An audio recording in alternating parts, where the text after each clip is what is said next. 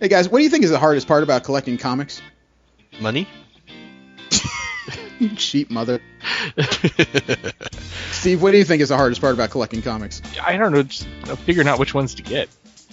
It's true. Finding key issues is rough. But I think the hardest part of collecting comics is getting signatures. You got to find out where creators are going to appear. You got to get the plane tickets. You got to get a hotel room, buy a badge, feed yourself, and then wait for hours on end and hope that the person you're there to see doesn't decide they've had enough and they really want a sandwich at this moment. Yeah. Or they're off to another panel. That's happened to me a couple of times. I think I've annoyed Brian Michael Bendis enough. He might actually know who I am. But that's why I go to Celestial Comics for signatures. Celestial Comics, they've made inroads in the industry, and they can get you a signature for only a few dollars above the price of the signature. And the best part is they'll do all the legwork and the hard work while I get to keep my fat ass at home. Yeah, that's pretty damn convenient. Yeah, and my ass is pretty lazy. fat. Thank you. I needed that. That's going to work great for my confidence. Celestial Comics is organized enough that they can even send it directly to grading if you want it to be. You'll find events that they're going to appear at their website or get instructions on how to send them your comics at celestial-comics.com. You can go there today and take your collection to a whole nother level. That's celestial-comics.com.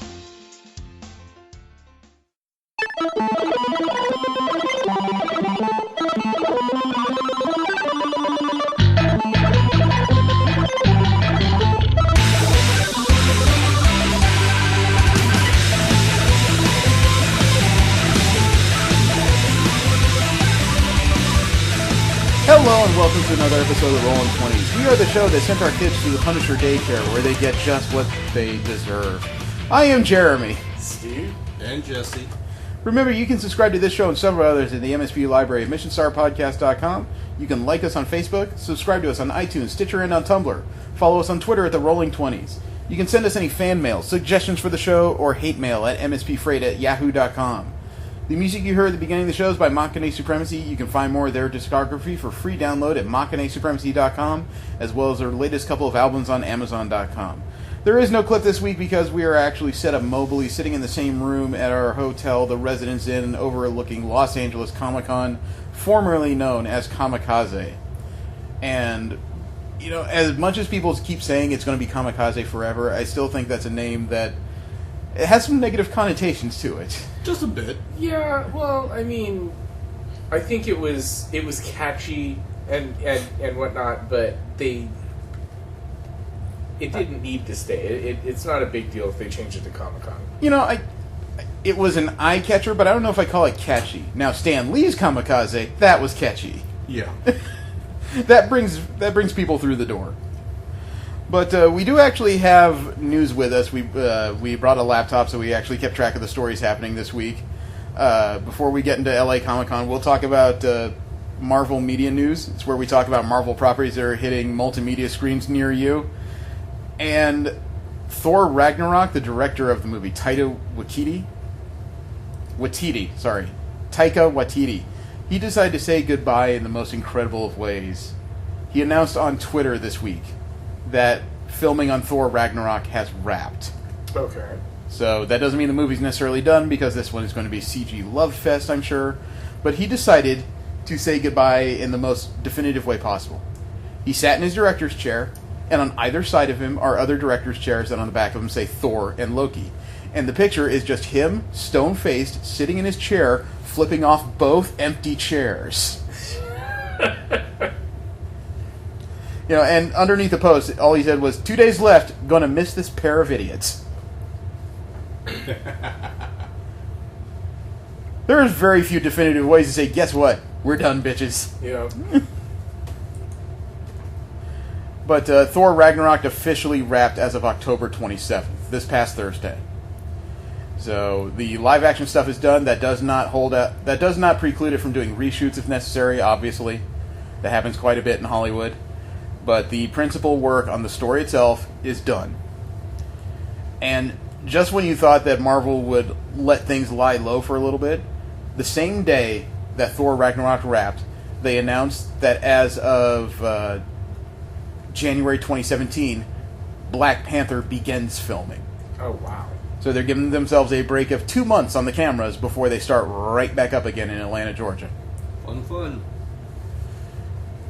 I wonder if Chadwick Boseman has just been sitting off to the side going, come on, come on, come on, come on. It's possible. He has love for the character. I saw his Comic-Con panel, and he's excited. Right. Yeah, he's probably got one of those calendars. You just draw an X's. I don't think his X's are quite as bold as Michael B. Jordan's. Because I'm sure after that Fan-4-Stick movie, he was waiting for another job. And he was probably praying that something would come his way. I don't think he expected to be a villain in Black Panther, though. True. When it comes to Marvel's Netflix, The Punisher has added 6 cast members to the show. 6? 6. Jesus. They've added an actor from 11/22/63. The other is that a Netflix show or a Hulu show? I think that's a Hulu show, actually. Not sure. They added Daniel Weber from the show as Lewis Walcott. He's being described as a young vet who's having trouble reassimilating into civilian life. Ooh. Sounds right up the Punisher's motive. Yeah. Hell yeah. There's also Jason R. Moore. He's going to be Curtis Hoyle, one of the few people who knows that Frank Castle exists. He's not just the Punisher, the boogeyman that everybody knows guns down mobs. He knows who it is. There will also be Paul Scholes as Rollins, who is a CIA agent who's had, air quotes, dealings with Frank. And I don't know what that means. Probably nothing good. Dealings with a Punisher usually means you lost a toe. Jamie Ray Newman from Bates Motel has been added as Frank Castle has a tech manager, Microchip, right? Right. Yeah. Jamie Ray Newman is playing Microchip's wife. That's going to be complicated. If there is ever a role that says red shirt me, that's it. According to the description, Microchip's wife's marriage has made her life far more complicated. Truer words? No. From the Nick, Michael Nathanson is playing Sam Stein. He's an agent of Homeland Security, partnered with the previously cast Amber Rose Rivas Dinah character. There's going to be a pair of CIA agents looped into, or Homeland Security agents looped into this somehow. Which I guess would only figure. If you've got one guy going around shooting up a bunch of people, it's not going to be 1 or 2 agents looking for this guy. Yeah, no. Well, he is a domestic terrorist in that sense. In the most specific sense, really. Yes. And that all is in addition to Deborah Ann Wall, who's reprising her role as Karen Page from the previous Daredevil series. Cool. So they've already thickened up the cast, and I dare say if they've got that far along, as soon as the Defenders wraps, they'll probably start work on this. Yeah. Now, we talked last week about the Deadpool film, and its sequel was upcoming. Right. And Tim Miller suddenly left the project. The director of the first movie gave a big Cartman, screw you guys, I'm going home, and left the sequel. There is now multiple stories from different sources as to why this occurred. According to The Wrap, the rift went deeper than just a casting dispute with Ryan Reynolds. The initial story said that Miller's leaving had to do with the director wanting a more stylized sequel, but Reynolds wanted to stick with humor. We talked about that a little bit. Right. According to another report, actually The Wrap changed his report, and apparently casting wasn't the only problem. Reynolds wanted to repeat the low-budget, big-earning success of Deadpool. He wanted to make the same movie, more or less.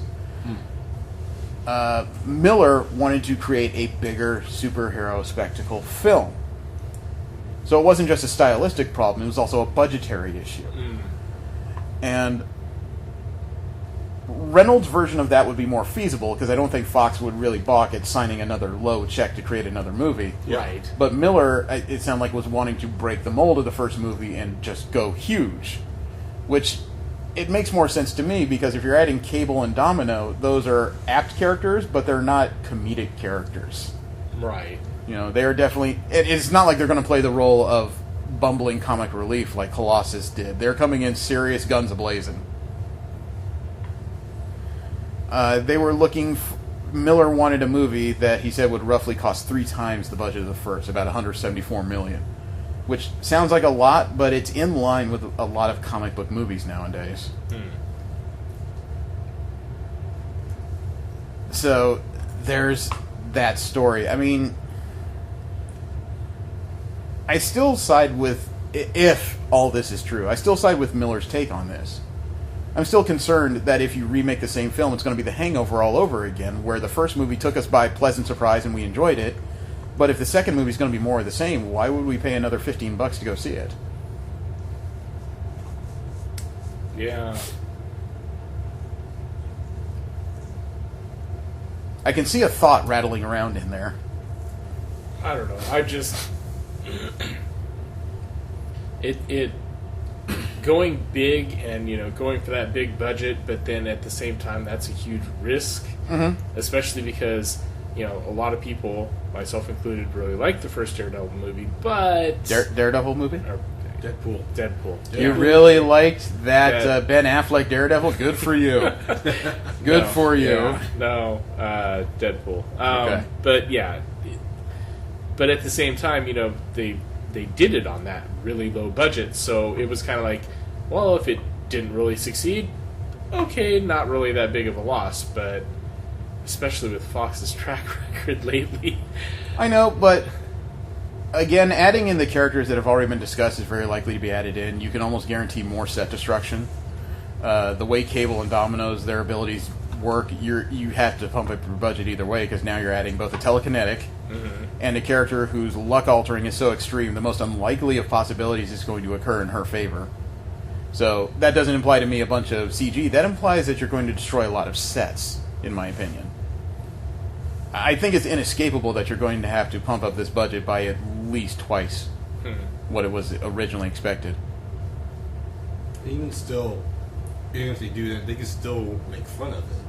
Nobody's saying it wouldn't be comedic, but the characters are all different. You don't have Deadpool running around with a half-wit and an angsty teen now. You have Deadpool running around with two very serious, practically mercenaries. The movie would need to shift if you're going to add those characters. Yeah, although it makes me think of the whole pancakes and chickens thing with Domino and Deadpool in the comics anyway. I mean, they can definitely keep the comedy. But that would also be a reason to pump up the budget. That many pancakes would not be cheap. No. Neither would trained chickens. Unless they're CG. Same problem, though. According to... There's a... Not long after Miller left, there was one of those fan petitions that appeared online. And fans wanted Fox to hire Quentin Tarantino to direct the second film. I don't... Yeah, okay. I'm not a huge Tarantino fan. I'm not a fan either. I think his movie pacing is way too uneven. There's moments of ultra-violence spaced by about 25 minutes of dialogue. None of the dialogue's good, but I don't think we need good dialogue for Deadpool. Yes, I would say dialogue is more important for this movie than any other. Yeah, but his way right now, I don't think fits with the... Well, that and the fact that they have Reynolds ad-lib so much. Yeah. Well, that's why dialogue is important, though, because you need good writing throughout this film. If it's stilted at all, or if it's just Ryan Reynolds by himself riffing, that doesn't guarantee a good film. No, he's had prior movies that have been him riffing that bombed horribly. It almost sounds like one of those cases where he would like more free reign because he got a hit out of the first one, but I don't know if he noticed how much Tim Miller kind of drew him back into the film for this. Because Ryan Reynolds, he has a dry, quick wit, but that wasn't a lot of what he displayed during the film. It does feel like somebody else is pushing him. I just don't know exactly who. And there is already a strong frontrunner, supposedly, to direct the second movie. Fox has apparently been reaching out to David Lettich. And what does he do? He was the second unit director on Captain America Civil War and the Wolverine. He was the action coordinator on X-Men Origins Wolverine. I don't know if I'd hold that against him. And he also is the co-director of John Wick. I've not seen John Wick. I've not seen John Wick. I like John Wick. I was surprised that I liked that movie. It sounded so base 90s. I just didn't see myself enjoying it as much as I did. But it actually is a stylized film. I watched that film and I was actually convinced that Keanu Reeves is right. He could be Spike Spiegel. So I'm not saying I would put it up on my shelf, but it's definitely worth a watch. This is going to be another one of those weeks where I get letters, because now we have DC Media News, and DC Media News is very light. I have 2 stories. One is, we have more quotes from James Wan as he works on the Aquaman film. It's another group of phrases that gives me cause for pause. He recently said to Entertainment Tonight, quote, "I kind of don't want to give too much away, but know this. The spirit that I'm going for is a classic sort of swashbuckling action-adventure film. Sort of high-seas adventure story. It's ultimately the quest story in the spirit of Raiders of the Lost Ark meets Romancing the Stone." We've talked about this phrase work. Yeah. Right. And wow.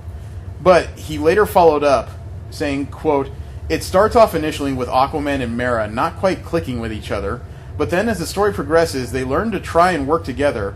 They get closer and closer. I think those stories are always such a great place for a filmmaker like myself to have fun with my actors," unquote. It sounds like he's putting Jason Momoa in Sleepless in Seattle.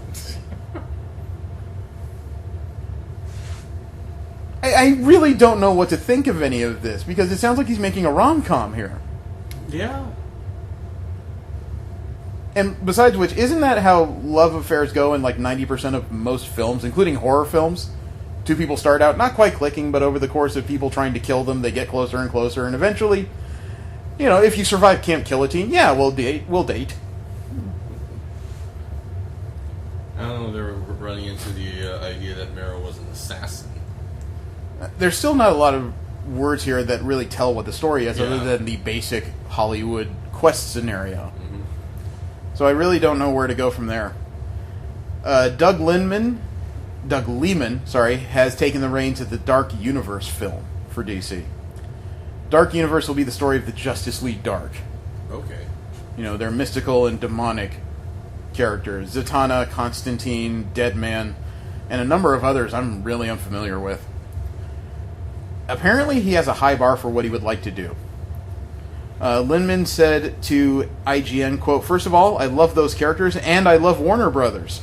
And I love producer Scott Rudlin, and you know, I get asked to come in and do things that are unconventional. If people want conventional, they don't come to me.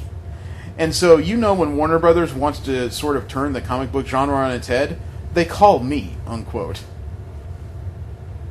Is he trying to make a movie, or is he running for office? Probably a vote for him. He went on to say, quote, "It's like how you do fundamentally reinvent what people are doing. And that's the good and the bad news of this sort of box I've been put in. I mean, you'd think it was by design, but it wasn't. So even if I wanted to be a little bit more conventional, like the system doesn't want me to be," unquote. What in the blue hell? Those words kept backing over each other. I'm still not sure what he's expecting to do with this movie. And it's not going to be a simple film. I mean, you know, I could easily see the budget for this type of movie being above $190 million. Given some of the characters and abilities that they have? Yeah, body jumping ghost, you know, the dead drunk mystic combined with the classical mystic and the other characters that are in this pantheon that I don't know. I don't even know if the Justice League Dark is going to include Etrigan the Demon like it does in the comic books. Or Swamp Thing? I think he's on and off in there, but I can't remember. I've never really been a fan of that particular leg of DC. It's always been a bit beyond me, the monsters and mystic. And then there is general media news. We'll talk about stories that are not Marvel and DC related, but are coming up to screens in the near future. We may have had the best news possible about Indiana Jones 5, which for some reason is still starring Harrison Ford. Really? Yeah, at this point, Indiana Jones is going to have a walker at the end of his bullwhip. But it was just revealed this week that George Lucas has announced he has nothing to do with Indiana Jones 5. Okay. That's good news, man. After what's happened recently with his version of writing, you know, think the Star Wars prequels. I'm glad he's taken a back seat to this film. And somebody asked him what he was doing on Indiana Jones 5, and he said to them directly, quote, "He's not, to my knowledge. I have had no contact with him," unquote. George Lucas has nothing to do with this film so far. I think that's about the best thing you can hope for. He's just officially retired out of filmmaking? He hasn't. He's still a consultant to the Star Wars franchise. That is like the ultimate screw you, isn't it? Pay me $4 billion for my project and keep me on just so I can bark in your ear. Disney's producing this, right? I would assume... actually, I don't know. The Indiana Jones movies were all Paramount films. And I know they bought Star Wars and they bought Lucasfilm, but I don't know if they actually had the rights to Indiana Jones underneath all that. I'm pretty sure it was just Star Wars. I was pretty sure they just bought the Star Wars franchise, but I don't know. If they bought Lucasfilm proper, they may have bought the library that was underneath it. I really don't know. But speaking of Star Wars, Daisy Ridley has implied that Episode 8 will reveal who the parents of Rey from The Force Awakens finally are. Somebody from Vulture asked her if any information on her parents would be in Episode 8, and she said, quote, "We'll see in a year. Just sit tight on that question," unquote. I wonder if it has anything to do with Rogue One. Now I'm thinking about it. Well, she said in a year, and Rogue One comes out in about 5 weeks. I'm still fairly convinced that Wedge Antilles is her father, but that's still a guess to me. It's the most reasonable thing I can think of given the clues that were in The Force Awakens. The Incredibles 2 has been moved up. The movie's been moved to 2018 for a release. It was originally scheduled to come out in 2019. Oh. But you actually finished the story? Well, somebody has to make a good Fantastic Four film. Ouch. They actually did that at the same time. They moved Toy Story 4 back a little bit. Incredibles 2 will now be scheduled to come out June 15th, 2018. Toy Story 4 is now scheduled for June 21st, 2019. So Disney may be coming out with Marvel films, but at the same time, they're not resting on their own properties. The Incredibles 2 is probably one of the few sequels I would like to see. We've been waiting to see the sequel to that one for more than a decade. This is news I just told you guys in the last couple of days, but Star Trek Discovery's hit a major road bump when it comes to its production because its showrunner, Brian Fuller, has quit. There's still no information as to why he quit. Variety broke the story and said, quote, "Fuller has penned the first 2 scripts for Discovery and has hammered out the broader story arc and mythology for the new Trek realm," unquote. No word as to why he's left. He isn't backing away completely. He'll be on board as an executive producer, and he will help shape the story. So he hasn't completely left the project, but he's definitely not taking a hands-on role anymore. So he's just laying down the foundation and something else built on top of it then. Yeah, apparently they will still incorporate his ideas, like the captain of this series is supposed to be a gay female. Alright. I'm not sure if that's important or not, but apparently it's the choice he made. Okay. Adam Savage has decided to show off his nerd cred now that he's not on TV for a while. He built a perfect replica of the ZF-1 blaster from The Fifth Element. That thing? Yeah, the thing Zorg made at the very beginning of the film. Dear God, that thing screams fucking 90s. I know, but he apparently has been working on this for the better part of 10 years. Slowly, over time. Wow. And I don't think it will fold up like it does in the film, but it even has a light-up sight at the top. It has all the bizarre weaponry and gun barrels underneath it. It looks like he gutted a few lightsabers to make this thing. And the main gun barrel looks like a long paint can, doesn't it? I don't know. It looks a bit like a paint can with a long cap. Hey, he's got the time and he's got the money. What the hell, right? Yeah. Apparently he used an Estes model rocket, a butane torch, and parts from a Star Trek Voyager spaceship model as part of the creation of this thing.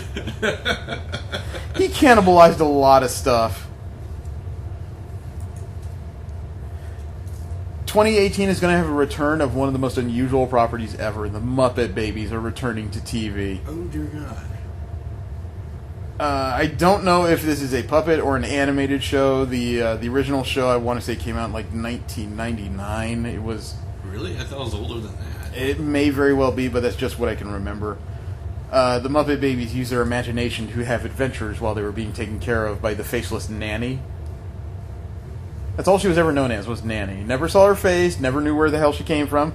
Don't know why all of these kids were abandoned by their parents and left with a stranger to be raised. But the goal is to produce the series for an early 2018 release on Disney Junior. It's supposed to be a mixed animation style, as they put it.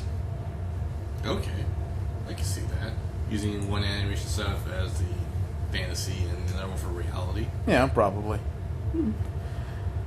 Justin Lin, the director of Star Trek Beyond and the Fast and the Furious films, he's just been signed to do Knight Rider Beyond.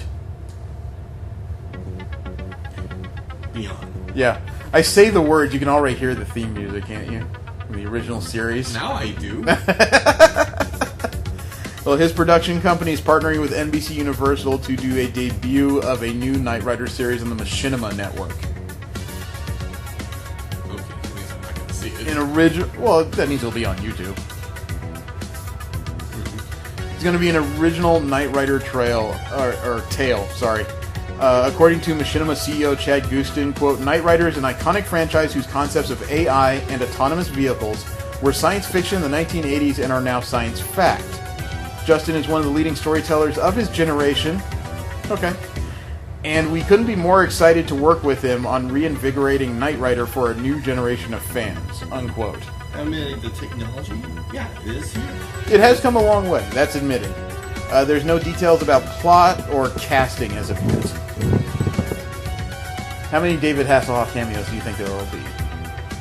Guaranteed at least one within the first episode. And how many times will be eating a burger half naked on the bathroom floor? You keep doing that. That's what he did. I know. You know, I didn't say that's a dream, that's just what he did. This past week was a birthday for a notorious voice actress, Masako Nozawa. Not familiar with that name? No. Masako Nozawa is the original voice actress to the Japanese versions of Goku and Gohan on Dragon Ball. Wow, really? Yeah, she just turned 80. Twitter wished her a very happy birthday, and, you know, the residuals, assuming Japanese rules are anywhere like the U.S., the residuals on that must still be coming in for her. And she's earned every dime, man. I do not have her filmography here, but she was pretty prolific in her day. And Stan Lee is now not the only person that's collaborated with X Japan. A cartoonist named Becky Cloonan is adding her own touch to a documentary of the band X Japan after Stan Lee's endorsement of the film. She did an illustration called We Are X. It was commissioned by Mondo and will be sold as 100 limited edition posters. There was supposed to be an announcement on Twitter this past Friday, and all of the 18 by 24 posters were sold for $40 each. How big were the posters? 18 by 24. 1.5 by 2 feet. Not terribly large. No. $40? Yeah. No. It's limited to 100 pieces Yeah. of a band that's world-renowned. I would bet you that they vanished before anybody even realized they were out there. We Are X is open in Los Angeles right now for viewing. It's supposed to open in New York for a world premiere on November 4th. And last up, Settlers of Catan has been redesigned. What? Settlers of Catan, the board game, it's been redesigned. Okay. They've changed out the hexagonal tiles for round tiles that are more likely to stay in place on the board. Okay. Convenience. Yeah, they also call this new edition Deep Space Settlers. It was designed by artists Amy Wang and Fuzzy Wobble. I did not mispronounce that, I swear. You cannot buy Deep Space Settlers, so you can't put it on your Christmas list, but there's already a Star Trek-themed version of the original game that covers similar ground to this artist redesign. It's visually striking. I've never played it, so I don't quite know what I'm looking at here. Let's see. Roads. I see what's going on here. Okay. You're supposed to use pieces that expand vertically and grow over time instead of swapping them mid-game. All right, that's convenient, actually. Yeah. It's an interesting visual look. It definitely gives a different feel for the game. Yeah. I can see why you say Space Catan. Yeah, this, like I said, this version is called Deep Space Settlers. The Star Trek version is supposed to be close to this, but there isn't a retail release on this as of right now. I would say yet, but I don't know if there's a planned retail release at all. Marvel comic news is light this week. Rod Reiss has worked for pretty big titles. He's worked on Justice League and Forever Evil, but that was as a colorist. And now he's transitioned into illustration. And he's balancing 53 U.S. Avengers #1 variants in the upcoming Civil War II coda called The Oath. How many? There's the U.S. Avengers, the new series coming out soon, spinning out a new Avengers. It has 53 variant covers representing the 50 states of the U.S. plus 3 U.S. territories. DC, Puerto Rico, and what else? Maybe Guam, Pacific Islands region. I'm not that good at my international geography. But Civil War II The Oath is being framed as an epilogue to the Civil War II event. Okay. So I'm guessing it's going to lay out the final fates of Carol Danvers and Tony Stark as far as leading the various factions through the series. And there will be another variant to Invincible Iron Man #1. We've heard about the one that J. Scott Campbell did that was yanked.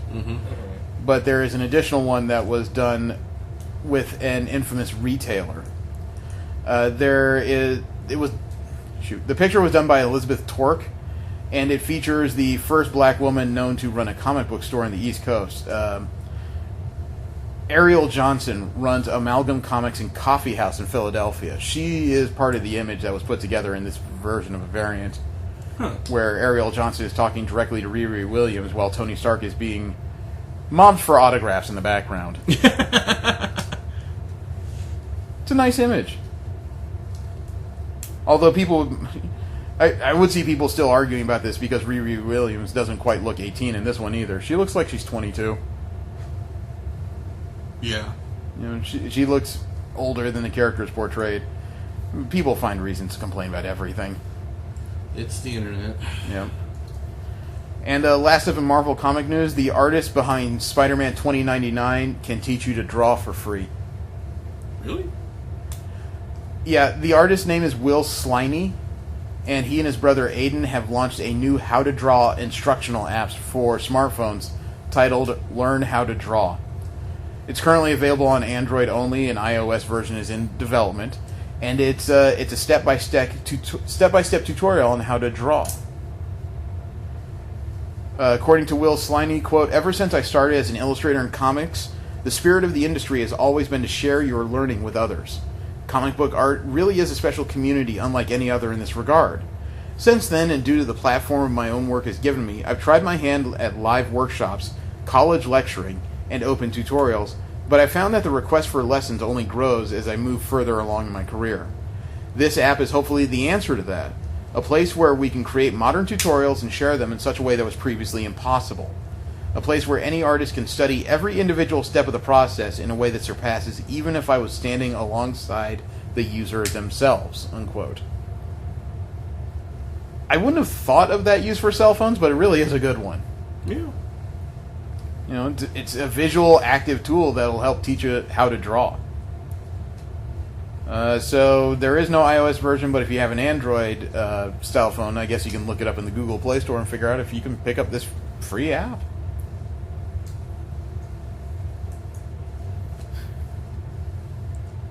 DC comic news is also a bit short this week. We talked about Justice League of America, the series that has the Ray, the Second Adam, Vixen, and Killer Frost that started out the announcements as far as the roster. 3 more members have been announced. 2 classics, 1 that I wouldn't expect to ever be in a title called Justice League.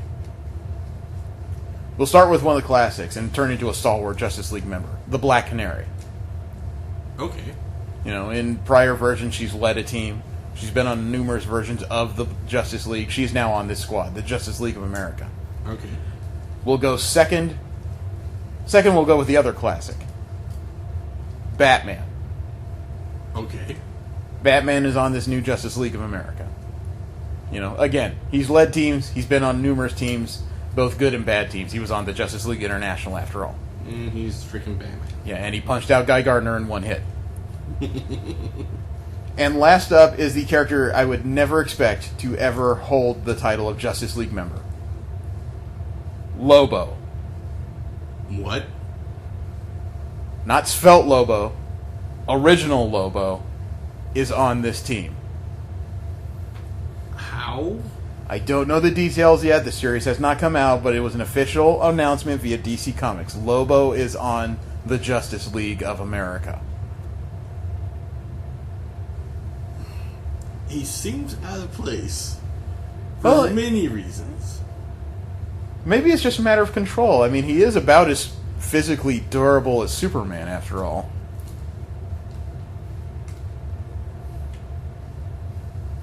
If you're talking big threats, you want a big gun. Yeah. And if he's anything, he is that. Take a look. This is a recent image that was released. It looks like it's the full squad, too. It looks like this rounds out their full cast. Huh.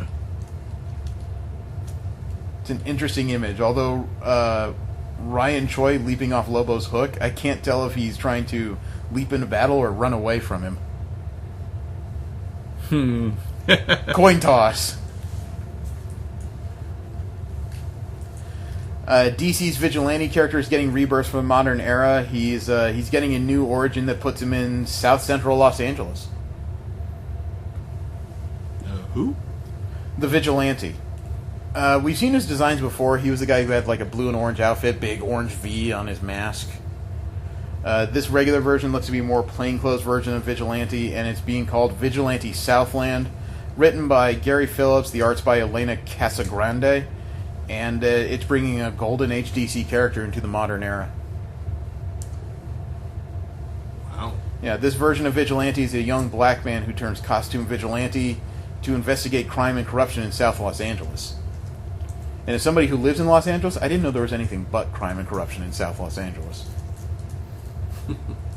He's going to be a very busy cat. Unfortunately, the artist on Teen Titans, the current series that came out in Rebirth, almost as soon as the series started, he is off the book. What? Why? His name is John Boy Myers. I've seen him actually at a couple recent conventions, including Long Beach Comic-Con. And he and DC both cited the old staple of creative differences. Oh, wonderful. So we won't know exactly why he left. But he did give a treat to the internet this past week. He actually released his proposed designs for several characters in the Teen Titans books. His new update on Wonder Girl had some good ideas behind it. I haven't read the book, so I don't know what final versions there are as of yet. Miss Martian, big departure. Oh, wow. You know, That kind of screams Storm, actually. looks very punk. But pink hair, shaved sides of the head, long bodysuit. This is very far away from the recent origins of the character. Speedy looks a little toned down, really. Speedy, girl in this one? Yeah.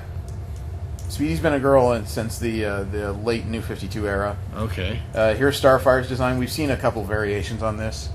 Definitely a lot more modest here. Yeah. Robin is still Robin. It's still the Damian Wayne version of the character.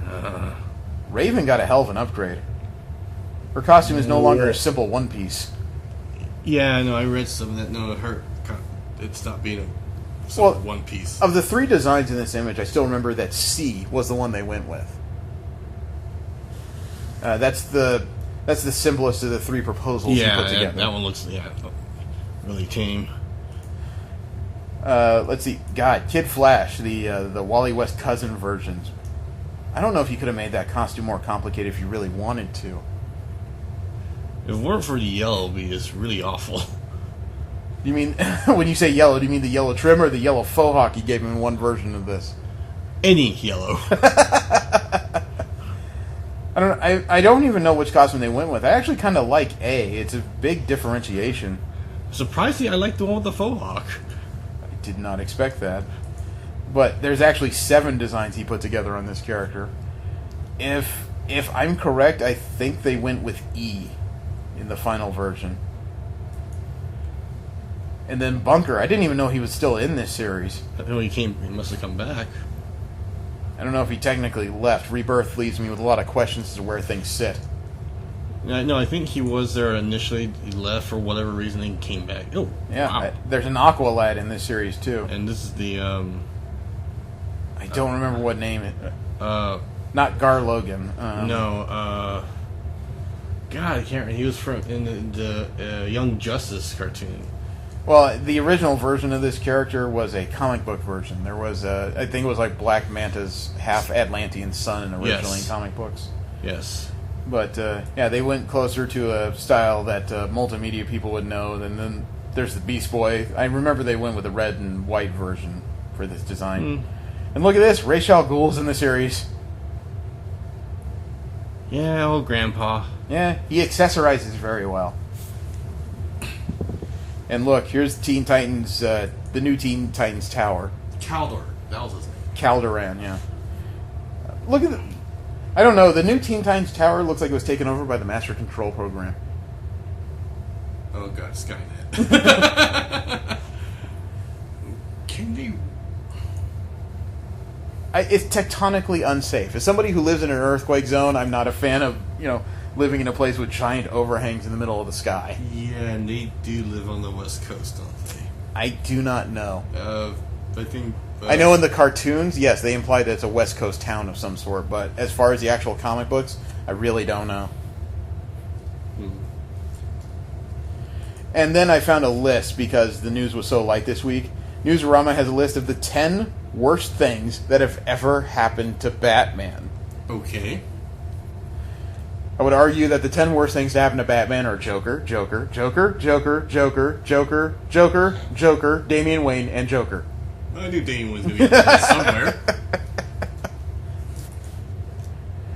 Let me see. Number 10 on the list is Hush.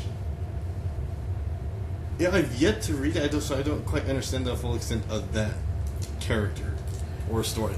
Well, the thing is, in the middle of Hush, it involved one particular part of the story that was really horrific for Bruce Wayne.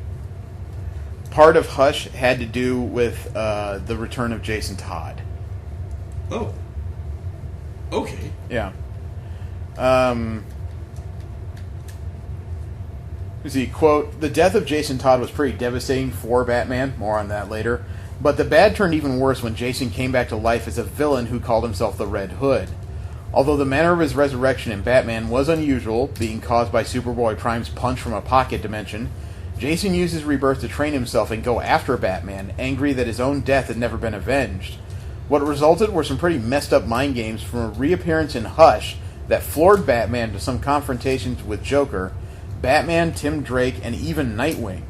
Eventually he became an ally of the Bat Heroes, but it was only after trying his best to get back at Bruce," unquote. He was the first one to fight back. No. Dick tried to. Well, number 9 on this list is the Tower of Babel. Oh, I know that one. Yeah, that's a pretty infamous story. That's what the animated Justice League Doom was based off of. Yes.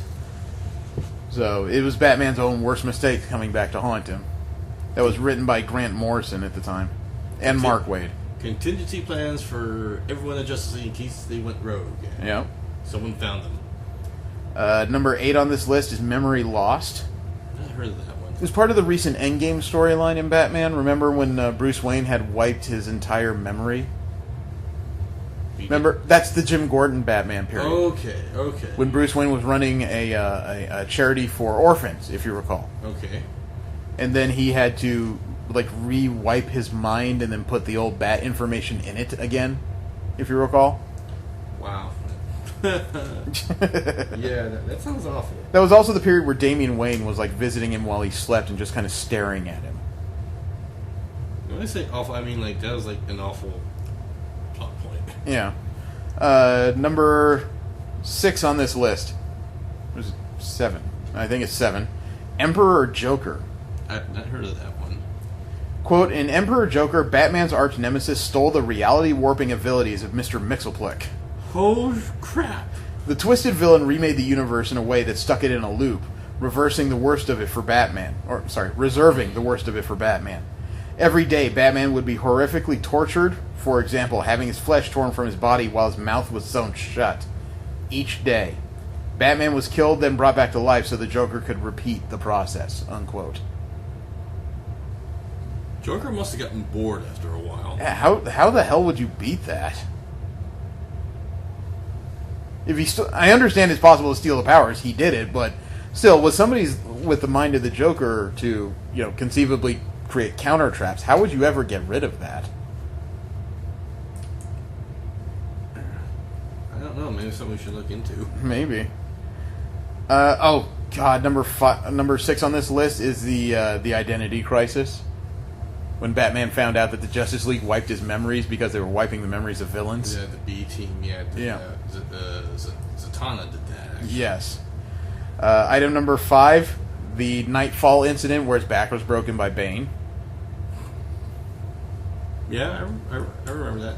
I've never read the story, but Yeah. everybody knows that one image of Bane, just putting him across his knee like World Wrestling Federation style. Oh yeah. Number 4 on this list is Zur-En-Arrh. The weird story where he had this sub-personality he created to take over in case his mind was shattered. So he created the Batman of Zur-En-Arrh. That concept seems Broken? very far-fetched. Yeah. It didn't play out very well in comics either.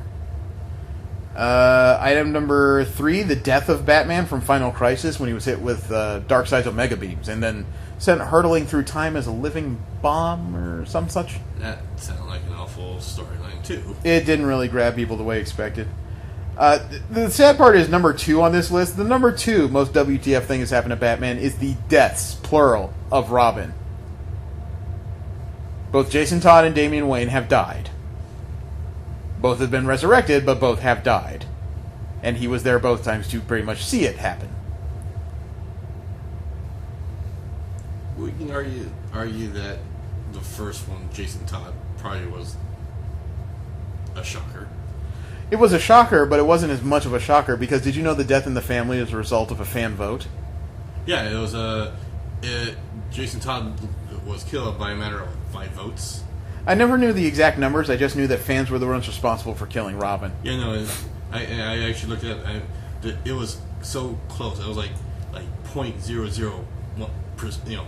3 decimals past the decimal point in for killing Jason Todd. He was that unlikable. Well, they according to Newsarama, the worst thing that ever happened to Batman is his frickin' origin. Thomas and Martha Wayne, Bat. Yeah. It kind of started everything. I would say the worst thing to happen to Batman was Batmite. It's hard to argue that one. I think Kevin Smith will argue with you with that. Feel free. I got time.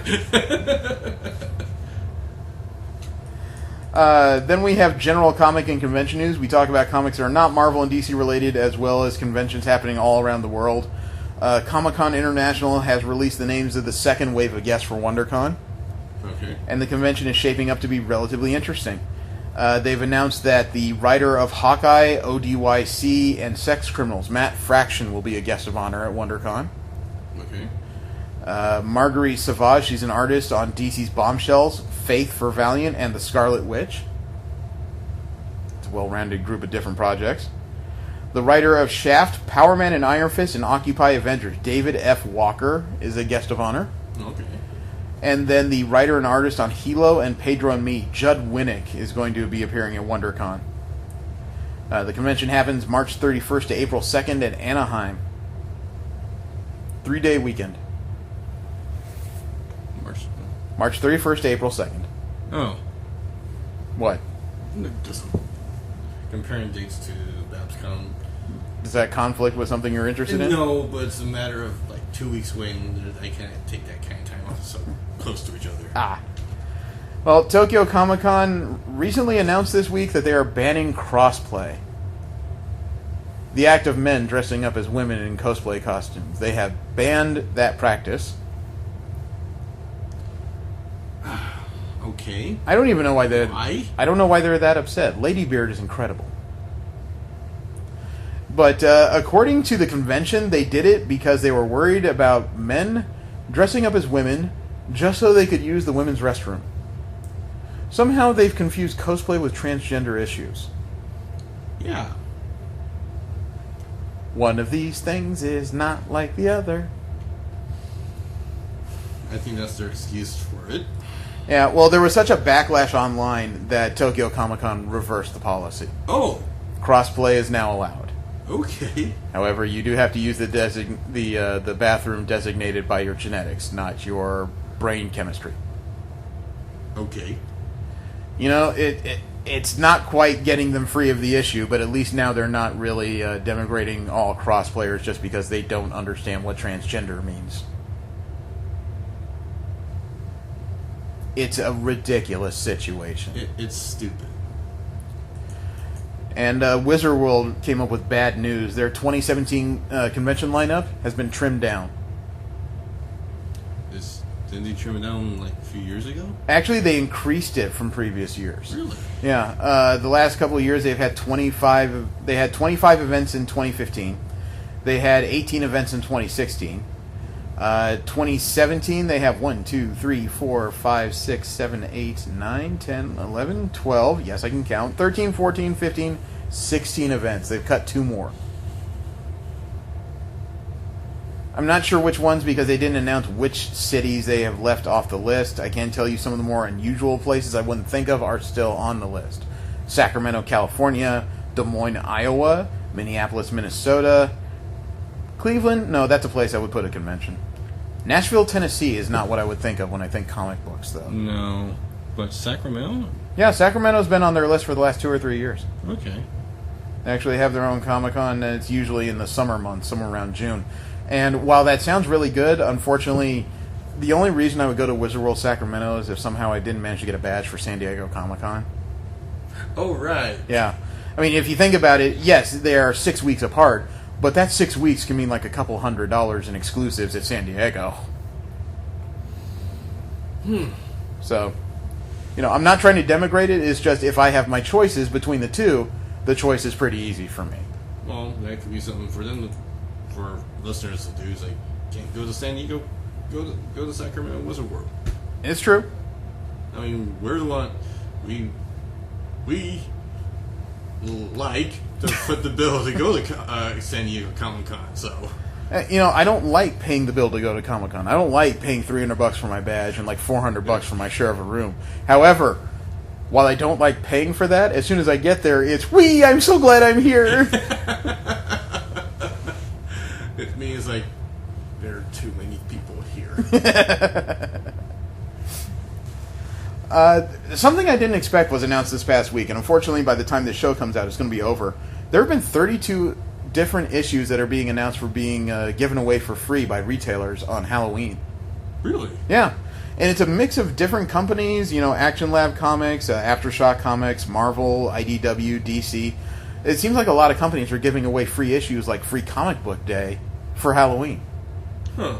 And it's a bunch of relatively unusual stuff. You got, like, Quilt by Comics Tribe, Wraithborn by Benitez Productions, Kitaro, Strange Fun for Everyone by Drawn and Quarterly, My Little Pony, The Haunted Dungeon, that's for you. Squirrel Girl, The Unbeatable Squirrel Girl, Choose the Story by Marvel Comics, Darth Vader, Dr. Aphra. They got a lot of interesting stuff here. And, yeah, that almost makes you want to troll comic book shops on Monday night. There was an artist who passed away, although a lot of people are not going to be sorry he's gone. At least people listen to this show. Cartoonist Jack Chick was 92 and passed away. This is according to a Facebook post by Chick Productions. Chick was famous for doing a comic book strip booklet style anthology called Chick Tracks. He was doing comic strips from a very fundamentalist Christian sort of view. Oh. You know, talking about how Dungeons and Dragons led children to Satan and stuff like that. He also made he also made comic strips based on the evils of rock music, Freemasonry, Catholicism, Judaism, Islam. You know, he was one of those. If my mother liked comics, she'd probably be reading these. You know, I'm not going to sit here and say I'm glad he's dead, but his death doesn't affect me very greatly. No. I wasn't aware of his existence, and now he's dead, and I don't care. Yeah. But he was a long-standing cartoonist. The guy did Yeah. live to a ripe old age. So if that proves anything, hate keeps you sustained. There is an independent series called Scout. It just got optioned for a movie license. What's Scout? Let's see. Scout was a near-future series following an Apache man named Emmanuel Santana. He concluded a stint as a U.S. Army Ranger. Then it was a kind of a combination between a crime procedural and a conspiracy thriller book. It was where the United States had fallen in hard times and became a third world country after being punished by other countries for the environmental damage it caused. Wait, what? It almost sounds like Scout is a future imperfect version of Captain Planet. But for the damage they done to The environment. the environment, Yeah. why didn't they do that to China? They are more egregious than we are. Sesame seed oil? I don't know. It was created by Timothy Truman. Hey, he got a license for a movie. You know, that means he got paid. Yeah.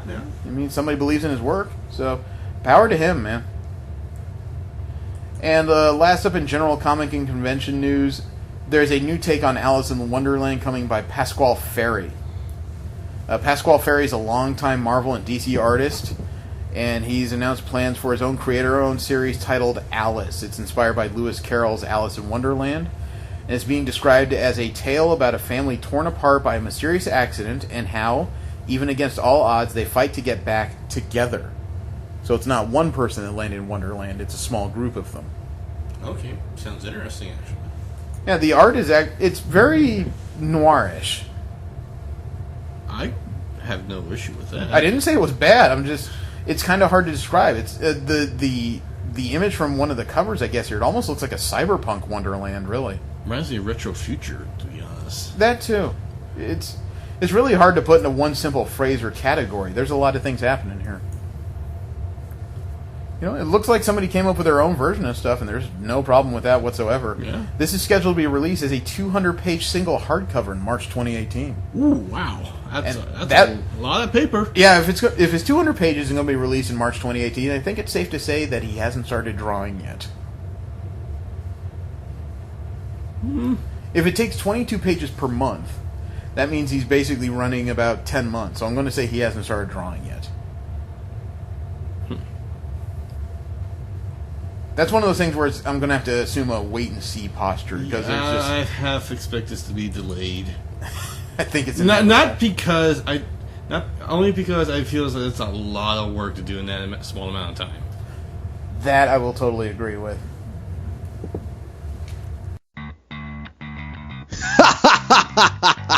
Party people, this is the Master of Games, Master Mario from the Cosplay Wrestling Federation. Word is Jeremy, Steve, and Jesse from the Rolling 20s will be all over Great American Comic-Con hosting panels with John Romita Jr., Joe Rubenstein, Bob Layton, and a whole lot of other special guests.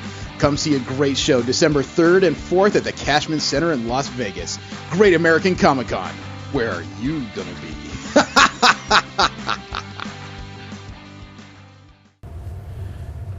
And then we have our WTF Corners, where we talk about those stories from across the internet that just really make things seem more reasonable when you look out your window. And, of course, that means we have video game videos, incredible plays, unbelievable falls, and the kinds of things that, it makes you turn into a toxic person in League of Legends chat box.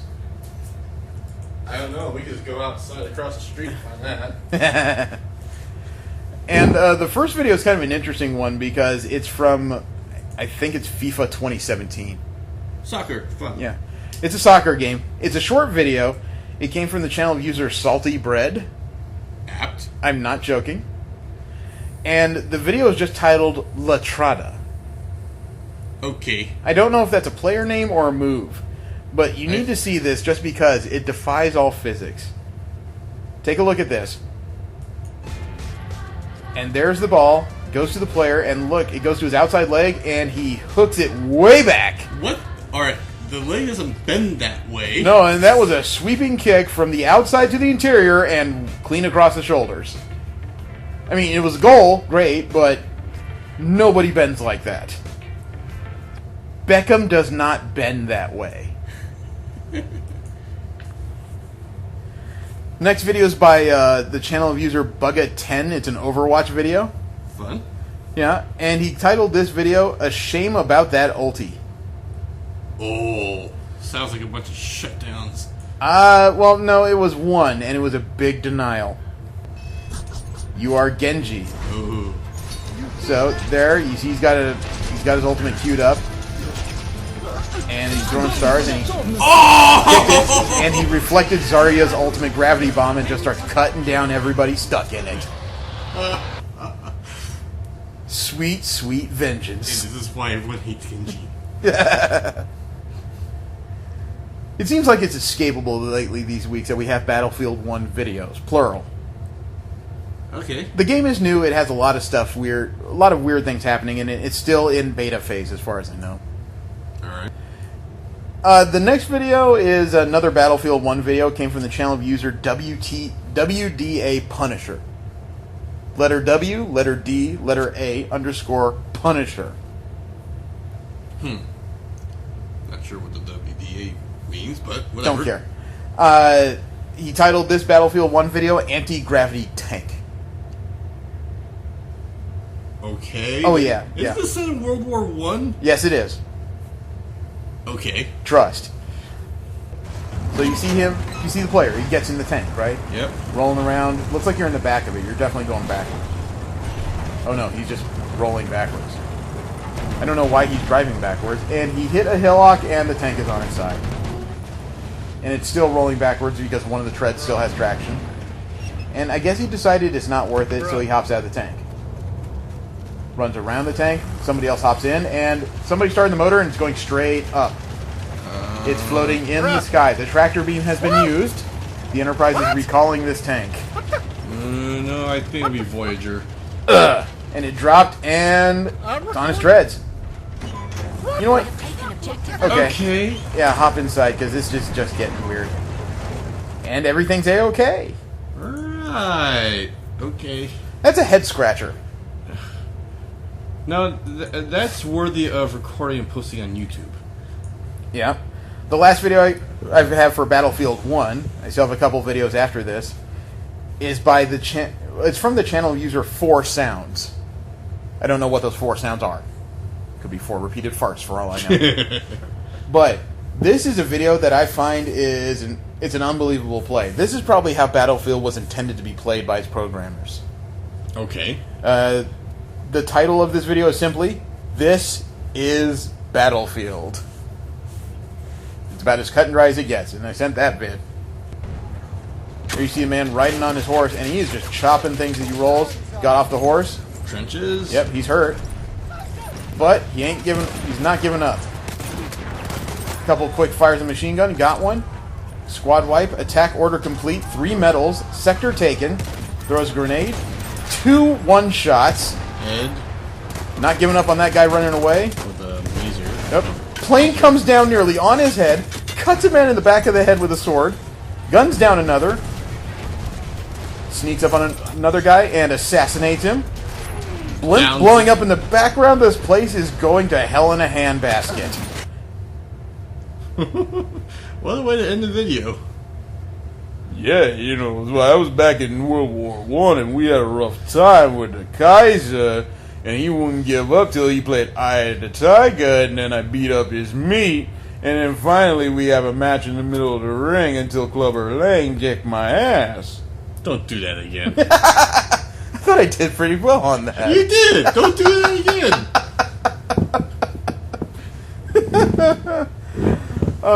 The last 2 videos I have are actually from a game I'm not used to using in the show. WWE 2K17. Okay. Did you ever think I would use that game here? The You first used previous versions. yeah, but this game was supposed to be the ultimate version, the fixed version. You know, nothing can go wrong here. Right. Au contraire. Second to last video I have is from channel of user Virgil974, Vergil 974. Sounds like a wrestling fan. No, it sounds like Virgil. No, I'm thinking of Mighty Max for some reason. Okay, you go with that. The title of this video is 2K17 Title Glitch. Okay. Trust. I sent the video. There's Sasha Banks strutting her way down to the ring for her entrance. She's got the women's title around her waist. That's a bit oversized, isn't it? Yeah, it's not fitting the model very well. So she comes bopping down to the ring. Got a strut going on there, definitely. Mm-hmm. So you've ordered a run-in, and there's the player running down to Charlotte as slowly as possible, apparently. Mm-hmm. Watch the impact here, because as soon as she hits Sasha Banks, boom, the title expands into about 30 yards of ribbon. That hit was so hard, she molecularly destroyed the women's title. Let's see if this is an interactable... Let's use an object you can interact with. They gave the molecular composition of Mr. Fantastic. Unstable molecules are used in the WWE Women's Championship. Yeah, because it hasn't come back to their normal size yet. Because you can see it strung out there from like the stairs all the way up to the ramp and back down towards the underside of the ring from another corner. They have just annihilated the Women's Championship for no good reason. Can you imagine if that happened on TV? You hit somebody in the back of the head and the belt comes spraying off like a spring. It turns into a goddamn slinky. Yeah, that's all people are going to be talking about. They're not going to look at two women fighting each other. Oh, hell no. These women split atoms, they hit so hard. And the last video is another 2K17 video. This came from the channel of user AlexGameBoy2. That sounded lazy. Yeah. He titled this video, Just an Average WWE 2K17 Match. Average, huh? Average. I've watched bits of this video, and there's something wrong here. Alright. I sent the video. Throughout this match. So there's Sheamus, and I believe... I think that's some creative character. Look what's happening with the ring there. You see the ropes? Yeah. Did he just crawl underneath the mat? I see Mohawk, like, just sneaking out from there like he's a goddamn shark. Yeah. Something's wrong here. And there's the original character. I don't even know what he just did. He got outside the ropes somehow. And look at him. He's silly walking across the ring. It's like a Monty Python sketch. And there's Sheamus. He crawled back underneath the mat somehow. And I think they're fighting? Yeah. The original character is definitely fighting himself right now, at the very least. I'm not sure what's even happening at this point. Oh, look. Sheamus just reached into the mat to grab him by the eyes. Look at this. He's going back to It looks like if my kids pretended they were wrestlers in the middle of my living room. I can imagine that, actually. I can't even tell what the hell they're doing half the time. The original character's on the... That's a mud stomp. Was that a tantrum? No, or was there's a it- pin. That was a pin? Yeah. Now it looks like he's just tossing a full-on tantrum. The ropes are getting even worse as Sheamus levitates under the ropes to end up on the second turnbuckle. What? Duck walking there. This is embarrassing. I think Sheamus doesn't understand what happened to gravity in the ring. I just hope this is not a reoccurring thing. Look at his knees. His ankles are like splayed behind him. He's just walking on his knees everywhere. Oh my god, they're both above the ring. Something might actually happen. And suplex. That went about 1.5 feet. Yeah, but you gotta admit, yeah, that's a strong back to do that. Okay, I'll give you that. It's core strength. Alright, get your ass up. Uh-oh. Okay, what's this? Ooh, special move. Razor's Edge? Yeah. He calls it the Irish Curse. And it looks like he nearly flung him out of the ring. He didn't do a header into the turnbuckle from that. That's gotta hurt. That's the back of the damn head. And the ropes are starting to straighten out a little. No, they stopped wiggling. Yeah, we have a pin on top of everything. Oh, looks like the original character kicked out. The ref is Swimming? halfway through the mat. Yeah, he's wading through the ring. It looks like one of those old scenes where Kane is trying to yank somebody down through it. Oh, God. Oh no, here we go. That was an impressive splits kick Sheamus just did. What a smart move. And he reversed it. Good move there. With the mat as distended as it is, you know, like about 2 feet up, it doesn't look like they're wrestling so much as they're just kind of play fighting. Yeah. Ooh, are we going to get a finisher here? What you got? What you got? Stop walking around on your knees. All right. Pile driver? Nope. Powerbomb My. Great with a pin combination. Johnson. Yeah, but That is looks it enough embarrassing for like Johnson this. to win thing? 1, 2. Oh, is he going to get the 3? No. Nope. Oh, he turned into a Boston Crab. Ooh. Yeah. I don't know how he can counter this. I don't know how he's going to get out of Actually, this is the first move that looks like it was done correctly since we tuned into this. That is a strange submission system they got going on there. Well, it's fighting for control. Yeah, it looks like you're fighting. You're definitely fighting with somebody. Oh, he got him! And Sheamus said, I can't take this anymore. Physics is broken. Yeah. Boston Crab hurts. I've been receiving end of that one with my brother. I don't know what to make of what happened to that mat. Somebody needs to check their code. I don't know. First thing comes to mind is Yellowstone. Yeah. And look, even in the replay, the ring is still broken.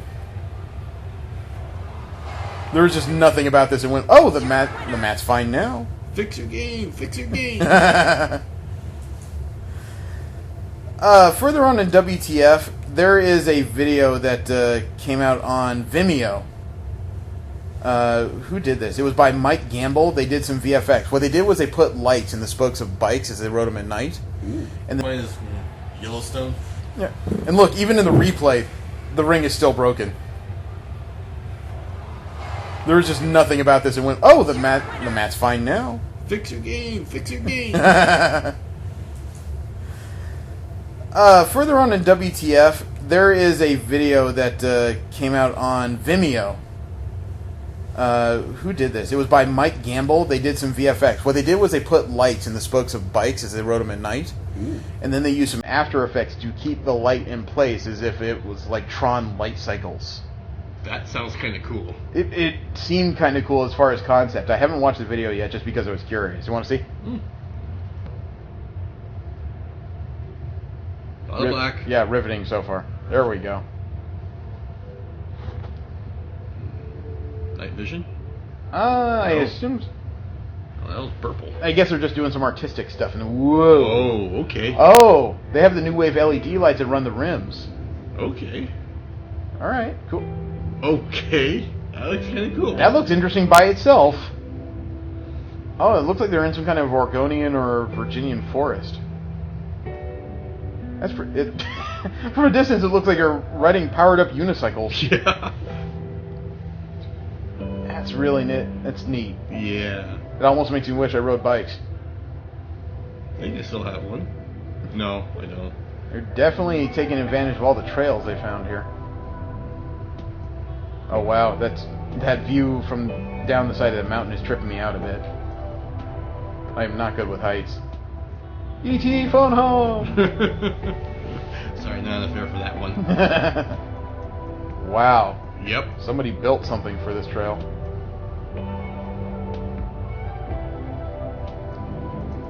Oh wow, the trail split even. You take the high road and I'll take the low road and I'll get the bad guy before ya.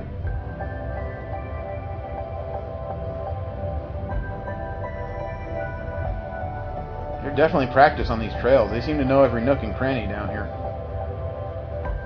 That seemed excessively bright, didn't it? You might be using a low light filter. Guess so. Oh, there we go. Oh. Now they're using After Effects and leaving a trail of light behind them. Wouldn't it be sad if some poor kid is riding a BMX and he hits that trail and deraces? Oh, that's awesome. Reminds me of Spirograph, to be honest. No, seriously. I can see it. Wow. Yeah.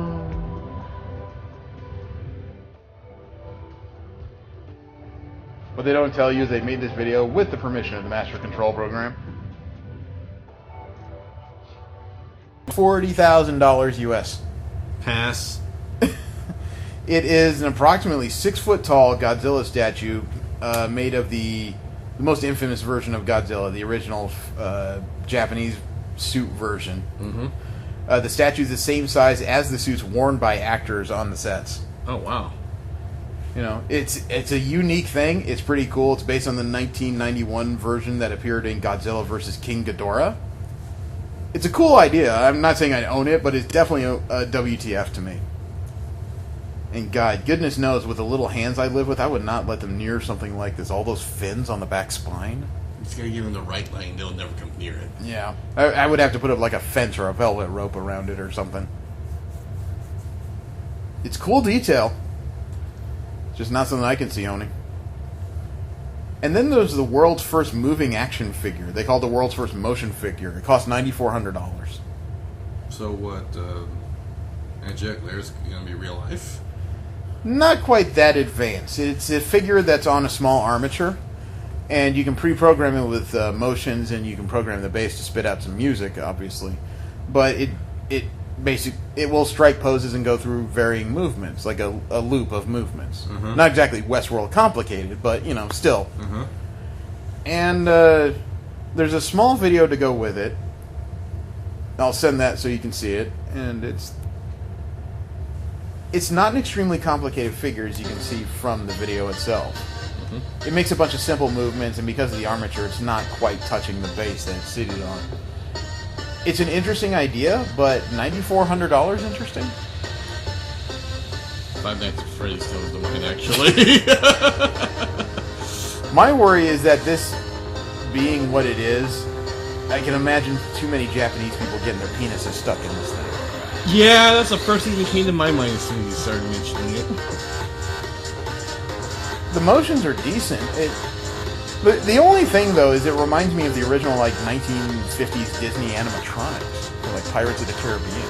Again, Five Nights at Freddy's is in that description. You heard with their arms and legs splayed out like this. That's the moment. That's the moment where a bunch of people are going to the hospital. Mm-hmm. And I'm not saying it's a horrible thing. It's nifty that it- there's motion figures. If they can apply this technology a little more convincingly to licensed products, these things will fly off the shelves. I mean, imagine Tracer or May from Overwatch is one of these things. Definitely Tracer. They would sell out. But at the same time, it looks like the tech needs to come a little further forward. Just a little bit. And those perverted minds. I'm not saying it's jack-off material. I'm talking about the articulation itself. Yeah. It is slightly herky-jerky, but I'm going to guess that's close to one of the first prototypes or first versions of this that have been made. So, Could you mention a Deadpool figured on attached to this? yeah, there wouldn't be enough time in the day for the words this thing would spit out. For $100,000, you can have the world's largest arcade cabinet. Wait, what?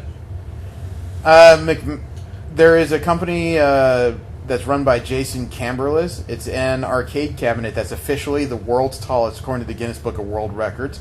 It has an 80-inch screen, a 15-inch trackball, 8 buttons, 2 joysticks, and over 250 classic arcade titles, served up by a full-blown Windows PC hidden inside it, and it retails at $99,000, and it is frackin' huge. I know one celebrity that will probably love to have this. Based on the guess from the photo of the man it was taken with, I'm going to guess this cabinet is probably somewhere around, rough estimate, about 18 feet tall. Yeah, because it seems like it's about 8 feet to the controls. Seems to be. I mean, you would have to reach up over your head to touch the control standing from the floor, so that would put it at approximately 9 feet, and it's definitely double that. So I'm going to guess it's about 18 feet tall, somewhere around 10 feet wide. It would be an impressive thing to look at. I don't know if I'd ever really try to play it. Actually, 14.4 feet tall. Okay. Still tall! It's nice to look at. I don't know if I need to own one. No. It's somewhat cool, but it definitely fits into WTF. Yes. And the last one, unfortunately, is a story of stupid. Okay. There is a young lady who crashed her car into a cop car because while she was driving, she was busy trying to take a topless selfie. Okay. And almost fittingly, she is a 19-year-old Texas A&M student. A&M? A&M, a university out in Texas. Oh, okay. Her name is Miranda K. Rader, R-A-D-E-R. She was taking a topless selfie for Snapchat for her boyfriend, and then she hit a cop car with her car. Mm-hmm. That would be 2 felonies and 3 stupids. And 1 wrecked car. 2, actually. She hit a cop car. She ain't driving that car ever again. According to the police report that was released by the Daily News, Rader's bra was unclasped, and she was found trying to put her top back on when the crash occurred. Mm-hmm. She also found in the car an open bottle of wine that, according to Miss Rader, remember, 19 years old, she only drank a quarter of. What's the legal drinking age there? It's the same as most places in the country, 21. Ah. So we have a double duh. Driving on the influence, distracted driving, hitting another vehicle. Actually, they were pretty kind, because when they arrested her, they only arrested her under driving while intoxicated, and she was released on a bond for $2,000. $2,000? I know, you would think it would be more. She hit a cop car. Well, bonds are usually 10% of the actual bail. Well, I'm almost surprised they didn't just hold her out for the whole of the bail, because she hit a police officer. It was technically assaulting an officer with a deadly weapon. Negligible. No, not. I didn't mean it like that. I mean there is a. I will say one thing. She is fortunate to be a white blonde woman in Texas doing this, because if it was somebody of a brown skin nature, they'd never see the light of day. Yeah, that's an unfortunate thing to say, but it's true. Yeah. You want some out of context D&D before we start talking about? Oh sure, why not? Okay. A little bit of out of context D&D from outofcontextdnd.tumblr.com. Single quotes from D&D games that, when taken without any real background, can actually be rather hilarious. And the first quote is, "And actually, I do know how sex works if you want to know." Try hard. The next quote is, "Can I serenade the giant pig?" Okay, someone has to handle animal. That sounds like our recent presidential debates. The next quote, somebody may have been trying too hard. "If the Antichrist is the opposite of Jesus in every way, and Jesus can walk on water, does that mean the Antichrist can swim in dirt?" No, that just means the Antichrist cannot walk on water, which means he'll sink like a damn stone. It means he flies on dirt. Okay, the next quote is just 3 words, and it's an image. "They sweat sarcastically." Ew. Straight ew. I'm trying to think of the physics behind it. I can't. Next. The next quote is between a character and the games master. "So, what do I roll to disarm him?" "He's an unarmed adept, so..." "Oh, right. So what do I roll to de-arm him?" I've actually heard this far too often. How about this? A conversation between elf and dwarf. "Please, no one wants to see your legs. You keep it up, and for every insult, I'm going to roll up my pants legs, and by the end of this encounter, I'll be wearing my booty shorts." Want to see what a dwarf looks like dressed up as Harley Quinn? I honestly hope these are 2 male characters. The next quote is, "Oh, our little cupcake is a barbarian." Sounds like that's a halfling. The following quote is, "We're the heroes here. We have the severed head." Uh-huh. The only way that you're the hero is if your name is Perseus in that equation. Oh, unless that severed head belongs to, I don't know, say, a dragon. Apparently the next quote is a small story that was submitted to the website. Our druid is obsessed with saving nature to the point where he puts out people's hearth fires and performs funeral rites for the wood. When our barbarian asked him what he was wearing, since he can't be wearing plant or animal-based clothing, he declared that he'd been butt naked for the entire campaign and we just hadn't noticed until then.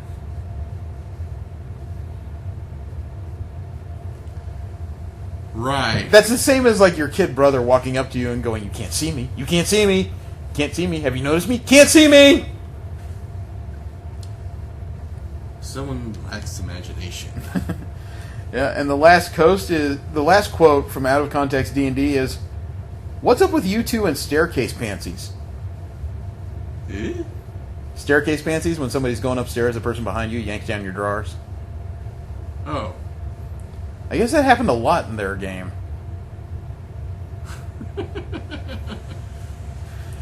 The subject of this week is we are sitting here at LA Comic-Con and we have a few opinions as to what we've seen so far. It is I believe the 6th year of this convention. They changed their name from Comikaze this year officially. Mm-hmm. I strongly think that this is the last comic book convention that Stan Lee's going to make regular appearances at. He announced this year at Comic-Con he's not doing San Diego Comic-Con anymore. He announced this year that he's not making any Canadian appearances anymore. Mm-hmm. 2 years ago, he announced he's not making European appearances anymore. So I'm going to guess that he's only going to sign comic books now at Sesame Street. But so far, the convention has been amazingly lackluster. Really? I thought I was the only one. I have been thoroughly unimpressed, and I don't say that because I was looking to be or that I'm happy to be, but the last few years the convention's had growth. It's been more lively. Mm-hmm. But this year it seems like we've taken a step back, and it was no more apparent than the very first night we were here, Friday. The first day of the convention, which for some reason was cut in half. Yeah. No, cut to a third, really. What was it, 5 to 9? 5 to 9, 4 hours. It was practically a preview night. And I wouldn't argue about it so much, except it's not like anyone's getting a break in badge prices. They're still charging as much as they have for the last couple of years. So we're paying the same price for a convention that is effectively giving us about 8, 9 less hours of convention. So I have a problem with that. And realistically, I would like to love this convention, but I don't this year. That's disappointing because it was one of my favorites to go to. Yeah, what's been bugging you about it so far? I know my particular interests are very few and far between, but even I can recognize things that are like what people would go to. Mm-hmm. You or Steve or whomever. And I didn't see it. The only thing that really stood out to me, in all honesty, was my culture on the main stage. See, but that's one of the things that's kind of bugging me. That the more I think about this con, and so far it's 2 days out of 3 are done. Spent a significant amount of time walking around today. And I've noticed a serious lack on actual comic book talent. Now, follow me here.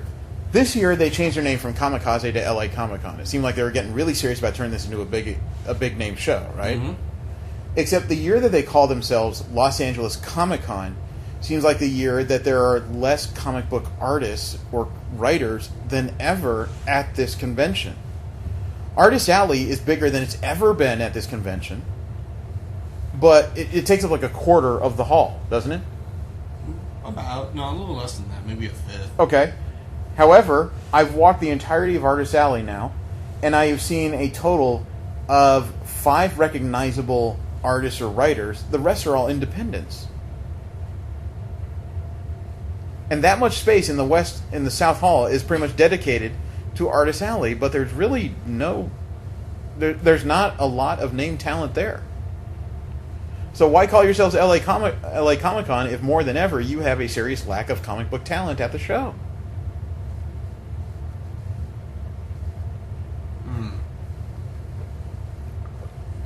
My mind's just running through, reasons why and... It would almost make more sense to keep it as Comikaze at this point because it's not quite a comic show. Keep it to pop culture sense. I would say so. I mean, think about the guest list. The guest lists are like supporting characters from The Flash, Mike Coulter from Luke Cage, Rob Van Dam from the world of professional wrestling. ECW. Very few guests actually seem to have a lot of comic book experience. There's the occasional panel, but there's not enough. And one of the marquee panels was Kevin Smith and Ralph Garman doing their Fat Man on Batman podcast with Adam West and Burt Ward. Too bad we couldn't get into that one. The timing didn't work out. Yeah. So, I'm a little underwhelmed by the guest list. And don't misunderstand me. I'm not saying that a comic book convention should only have comic book creators, but there should be a reasonable balance. And in this case, it's like you said, it's more pop culture than it really is comic books here. Well, that's how Comikaze always advertised themselves to be. This change to the LA Comic Con was virtually last minute. No, it happened 3 months ago. Really? Yeah. It's been a while. Yeah, so it's still a bit short notice for anyone to prepare for anything. But still, they're calling themselves a comic book convention now, and it's not a comic book convention. The dealer's hall is okay. It seems to be another shift, though. There isn't as many vintage sellers or really not a whole lot of comic book dealers, I've noticed. Saw a couple of trade back guys, and I saw a couple of actually selling legit comics. There's a few booths with comics, but not a whole lot. Hot Topic has a very serious presence down there with the exclusives and the Funkos. A lot of toy sellers. Yeah. But I don't really remember how many comic book booths I've seen. It's not enough where I think of it as a significant part of the It's not enough where I think of it as a significant part of the dealer's hall. And that first night on Friday night, 4 hours in the dealer's hall total. Yes, that allowed a very good look at the hall, but there were no panels, no special guests. Not even a lot of the guests of honors were not present at all. Not every booth was settled. No, and even today, on Saturday, there was a significant amount of empty booth spaces and empty artist spaces. There's something weird going on here, and I can't put my finger on what's happened. Maybe there was some last-minute behind-the-scenes shift that caused some people to pull out. And, so far I'm just... I feel criminally underwhelmed.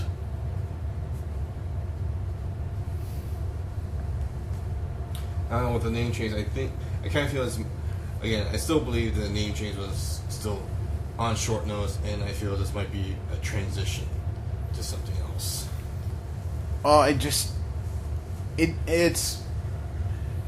It's important to feel like that there's something to come back to, but given what they've done so far, this feels more like a one-day type of affair. It almost feels like a waste to have it be 3 days long. Considering how we get barely a day on day one. Mm-hmm. Yeah, the only convenience to the setup of the first day is that with no panels and no guests, it was really easy to focus on the hall if you made it that day and finish, your shopping really before it even began. Because we got a really good walkthrough of the hall on the first night, but that's only because we were all kind of astonished that the convention didn't even open until 5 in the afternoon. Yeah. So I'm kind of glad we showed up on Friday instead of Thursday. Yeah. And now the only thing I can think of I really want to do tomorrow, realistically, is double check the schedule to see if there's anything. But mostly I really expect to just take photos. Mm-hmm. I don't expect to do a whole lot of heavy lifting tomorrow. Oh, what's on my mind? Yeah. This what I'm going to say now might sound bad for LA Comic Con, but it sounds like this might be some kind of cost-cutting measure. Maybe. I know that management has changed hands a couple of times in the 5-6 years that this has existed. Mm-hmm. I don't know how much of a hand Stan Lee himself has in it. It's probably more like stadium naming rights. They may have paid him to slap his name on it to bring in people. Yeah, he's just their name. Yeah, he makes multiple appearances, but he lives in Southern California. It's easy for him to get here. Yeah. But overall, it's. I want to be more positive, but the convention really doesn't seem to have a lot to offer. Now, the layout of the convention has improved since last year. Yeah.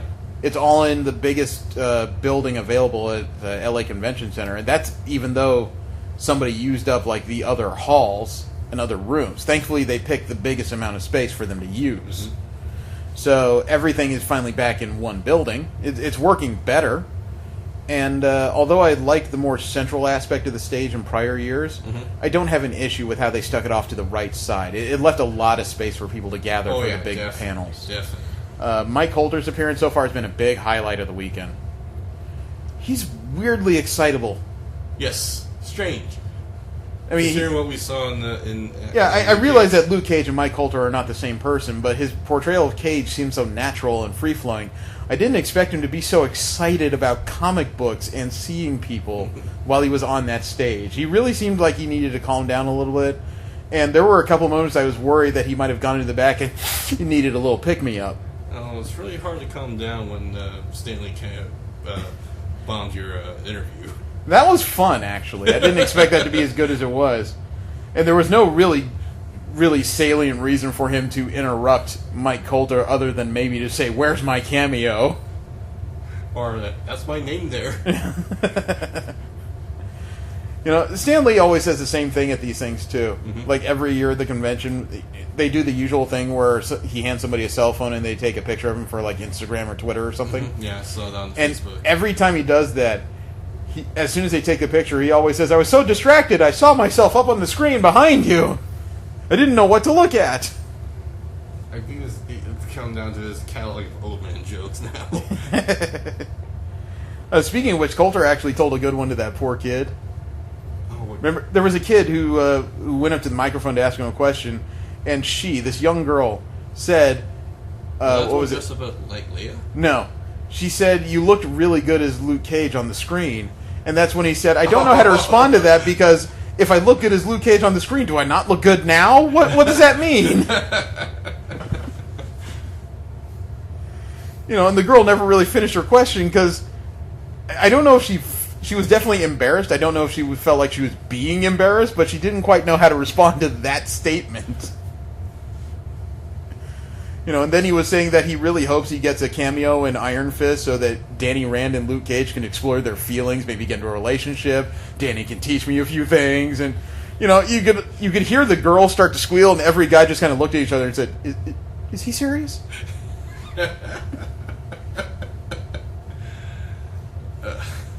So he's helped the weekend so far, but yeah, after I keep wanting to say 2 days, but realistically, after a day and a quarter of convention. It feels like nothing's really happened. Yeah. You know, even when I'm at Long Beach, usually after the first day is over, I feel like I've accomplished something. I've talked to a couple artists. You know, I've connected with a couple more vendors.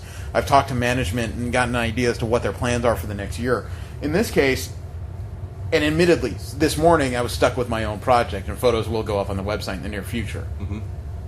However, from about 12:15 to 4 o'clock, I was at the convention center, saw a couple panels, roamed the dealers hall a little bit, talked to a few cosplayers. But if you weren't embroiled in your own project, it seemed like a lot of people really had nothing to do. Yeah. And it feels bizarre. I was plumbing through the schedule, too, and there's a very few panels that have to do with comic books. There's a lot that have to do with entertainment. And I'm not dismissing people's fandoms, but this isn't quite the place where I expect to go for a panel on Darkwing Duck.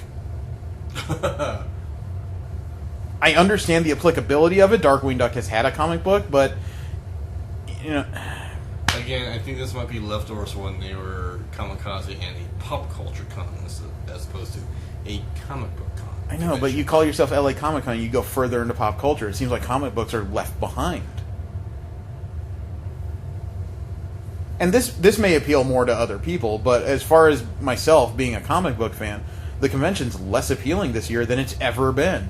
And I'm talking about, I've been here since the convention started, and it was like 3,000-4,000 people. It wasn't pretty, but it was a nice little convention. It's grown into a larger convention that was fun up until this point, and now I keep thinking I have mixed feelings about it, but realistically, I just have a bunch of negative feelings about it right now.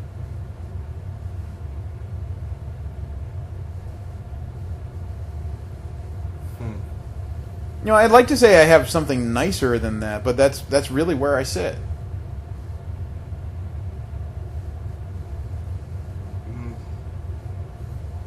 Best I could really say was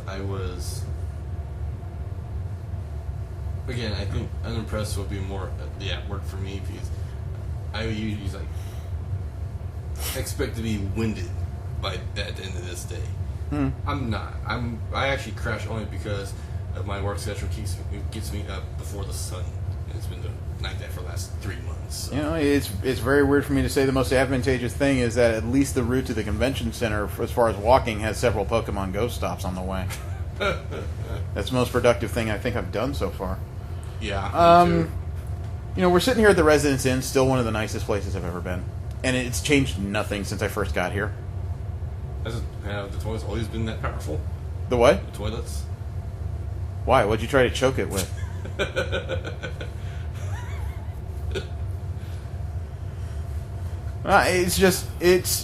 It's a small apartment. It's the best way to put it. It is a small apartment, a small functional apartment. And as convenient as it is to buy stuff and put it in the fridge, like the full-size fridge for the weekend, it still feels a little bit sad to put 2 or 3 days worth of items in there because it looks so lonely. It actually looks more bachelor-like than it would if I was at home. But I'm looking forward to the ice cream I was able to keep. So, it's not like the years I was frustrated with Animex where the hotel's been the most fun of the convention. There's still a couple aspects. The social aspect of LA Comic-Con has been interesting to me, but it's been the only thing so far that's been interesting. You know, if it wasn't for running into the various cosplayers and photographers I know, I got nothing. Yeah, I think that's what it was. And I spent the better part of my day doing that with you. Yeah. And yes, I did buy a couple of things for relatively cheap prices, thankfully, but I didn't... There's nothing here to make me start a new collection. I'm just rounding out stuff that I've already got. So, I wish I had better. You know, if you have anything to add, feel free, but at this point, it's hard for me to recommend coming back for another year. I'm not sure what I plan to do about next year based on this year's show. And that's really sad that after 5 years of positive growth, this 6th year, all of a sudden I'm really questioning whether or not I want to do it again. Wow. I know. Even I sit here saying it, and I'm amazed that the words came out of my mouth that 1 year is enough to make me say, this may not be worth it. I can see you clicking through that in your head. Again, I've always enjoyed coming to this con, but yeah, I have to admit that this year was boring. I can allow that, you know. Usually I have a counterpoint based on my own experiences, and you guys have watched me. I'm usually all over the place, but there's a lack of motivation as far as the schedule to make me do much here. I think cutting that first day down in half so much was probably Yeah, I'd like to say that was because of a lack of guests, but there are enough guests to hold 3 days worth of panels. It's just either they've condensed them all or they just didn't feel it necessary.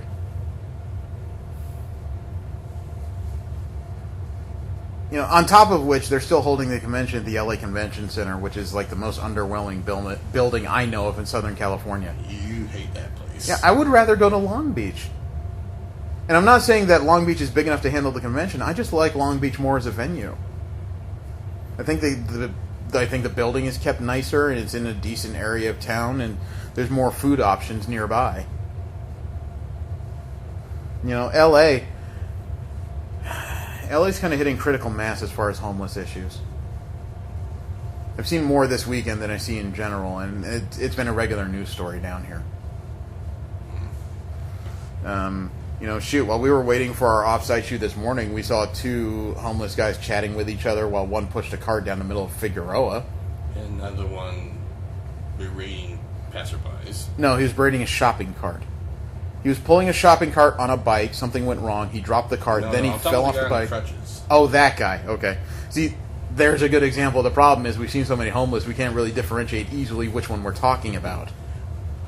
You know, shoot, even during the shoot, there was one around the corner digging through a dumpster. Yeah, I remember that. Kind of kept to himself. So they're really numerous around here, and they would have been closer to the convention center, except that's kind of another drawback to the weekend. Is there's been 3 different events happening simultaneously on Saturday. Yeah, there's Comikaze. There's that one fitness thing that was here last year. The Fitness Expo, and then there's the League of Legends Championships happening at Staples Center, as we speak. Yeah, World Championships. And then tomorrow, there's a marathon happening in this area of town.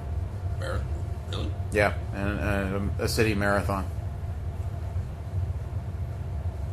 I realize comic books are not exactly the end-all, be-all of social events, but at the same time, there's so many other things going on in this area, it's almost like there's a comic book convention happening? That's special.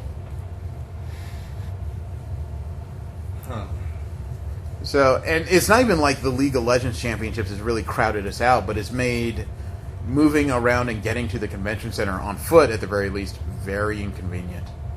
Parking, too.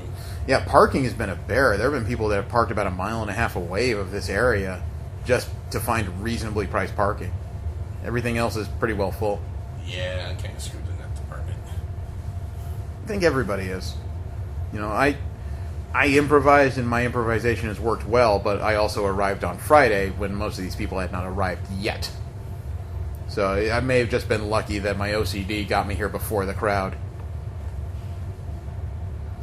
You know, it's a year where not a lot has gone right for a convention. Mm-hmm. At least from my personal standpoint.